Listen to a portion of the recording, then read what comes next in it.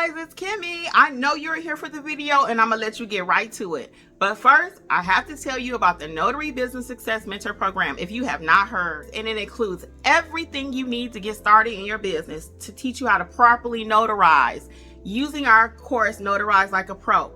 Apostilles, field inspection, ink fingerprinting, you name it, we got you covered. So check it out, including weekly live trainings and a 7-day-a-week chat. Oh yeah, you heard it right, 7 days. So check it out, notaryeducators.com. Bye. Enjoy the video.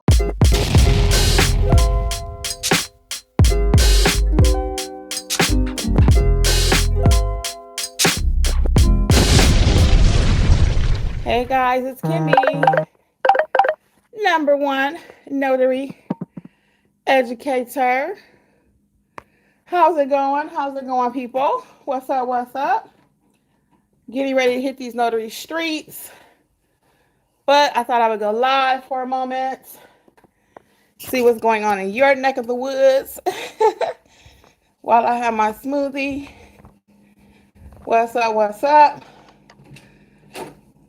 For those of you who may be brand new to the channel, again, I am Kimmi.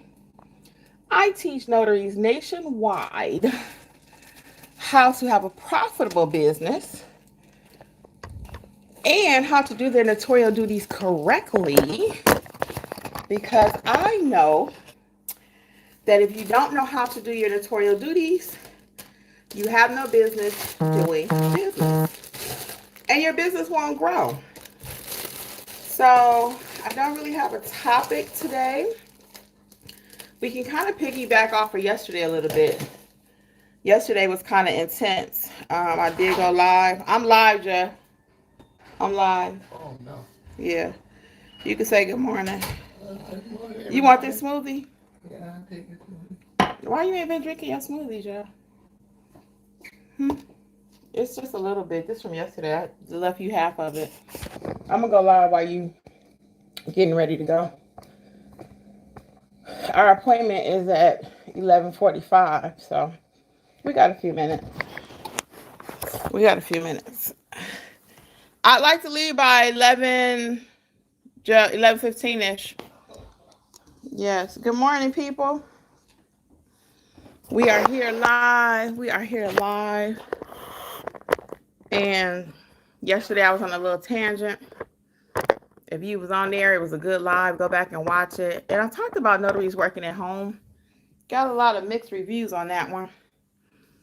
But sometimes you can't get out. Sometimes you don't have a car. So, I'm just trying to give you some tips. A lot of us,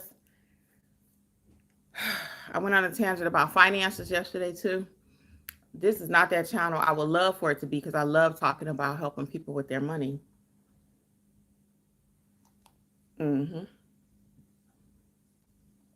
But people only want to talk about glitz and glam, and they don't want to talk about what it takes to get this money, to get to the bag. They don't want to talk about that part.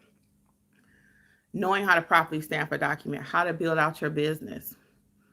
I have notaries that will accept assignments, but you don't have a way to take payment. And we can talk about that a little bit today. Now that I think about it, see, I always got a story. When you really work and do this thing, you always got a story. I'm going to scream right quick. Jeffrey, can you bring my watch when you come back? I left my watch. I like to keep track of my steps while I'm out there, and I forgot it. So anyway, plus it's pink. It goes with the brand. Okay, we can talk about branding a little bit too. But let's talk a little bit about accepting payments, because this happened to me on Sunday. Y'all know I went to do this job with my sister, and I let her do the job. I let her get paid. I was paid as the witness, and I let her do the actual job and everything. And I never do this. I've done it twice. Let the person pay me later. Now, this one was extenuating circumstances. Because of the facility that we were in, the clients had to leave their purses in a locker, their purse and wallet in a locker. Okay, so this was extenuating circumstances.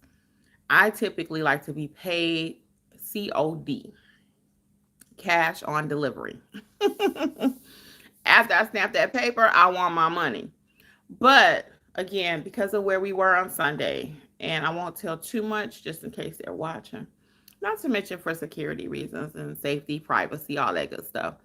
But this person, the signers had to leave their stuff in the locker. So what we did was, and this is a lot of gems here too, actually. Every time I come live, guys, because I really do this, I'm not just a YouTuber. So what we did was we identified the two people that had to sign the document prior to going into the room with the person. Because again, they had to leave their stuff in the locker, their ID. So it was a high maximum, not security, but safety facility. So I'll let you do your own dreaming or imagination of what that could have been, right? So, and because of that, they had to sign a document. So we identified them prior to going up to the document, the actual document signing, right? So when it came time to pay, they were not able to pay because they their money, the credit cards and stuff was in the locker. So at the end of it, the client was like, "Hey, can I pay you later?" And I'm sitting there like, um, hey, good morning, welcome people, welcome. So I'm sitting there like, okay. So I told her I would take Cash App or Zelle, debit or credit. So she's like, "Can I pay you later?" I'm like, "Sure, you can pay later." Wouldn't you know, she texts me and she says, "Hey, good morning, people. Where everybody checking in from?" She says, "Hey, can I pay you with Venmo?" And I was like, I take Venmo, but I need to set up my Venmo a little differently. I do take Venmo. I had to end up taking it. It wasn't my preferred payment, but I had two attorneys um that in 1 week asked me about Venmo. And I had another time I had to take PayPal. It's not my favorite either, but I had to take PayPal because two different people asked me about PayPal, right? So anytime people keep asking you something, your clients, when they keep asking you something, you got to listen to them. It's like, well, what is it that they need? Can you provide that service, right? That's a business owner. So I had to make a business decision and say, you know what? I had several people ask me about Venmo. Let me go ahead and set it up. So I do take Venmo, and I told her she could send it. But then I realized my Venmo, and this is where I got to make a change too. I realized my Venmo, because I hardly ever use it, hardly ever. That's not my preferred method. So I realized I have to change my Venmo to my business account.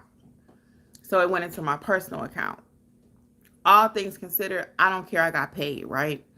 But again, I typically do not take payment after I've left the services and all that. No, we don't do invoicing. Only if it's a signing company or a attorney sometimes. And even attorneys, I will try to get paid on the spot. If they call me out for a job and they're going to be there for some reason, I want to get paid then, because they don't always have a lot of money either, okay? Ain't nobody sitting around just cutting checks nowadays. So get your money at the time services are rendered. Good morning. I know it's early.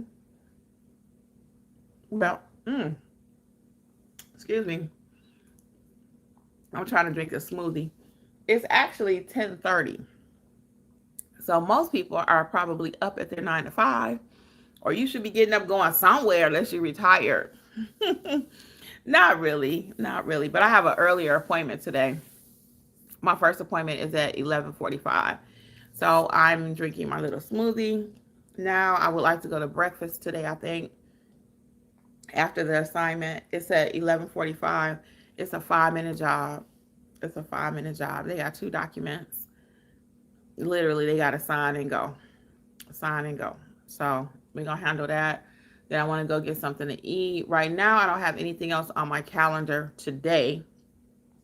But don't forget, I'm in the business of answering my telephone. So because I don't have anything else after this job, doesn't mean I won't have anything else between now and 9 o'clock tonight.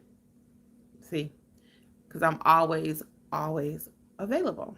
And I answer my phone. If I cannot answer my phone, I have pre-text messages that let the client know, hey, I'm unavailable, but you could text me, which is usually a quicker way because I can read that really quick. Sometimes it's a little hard to call somebody right back. It is, especially if I'm at a table. But then too, some people, we go through that debate. Should I answer while I'm at the table or should I not? I answer my calls all the time. Even if I'm at a table, I'll just let people know, excuse me 1 second, I have to get this. Or if my husband's there, I'll let him take the call. But some kind of way, I need that client to know, yes, I'm interested in your business. Don't go anywhere else. I want your business.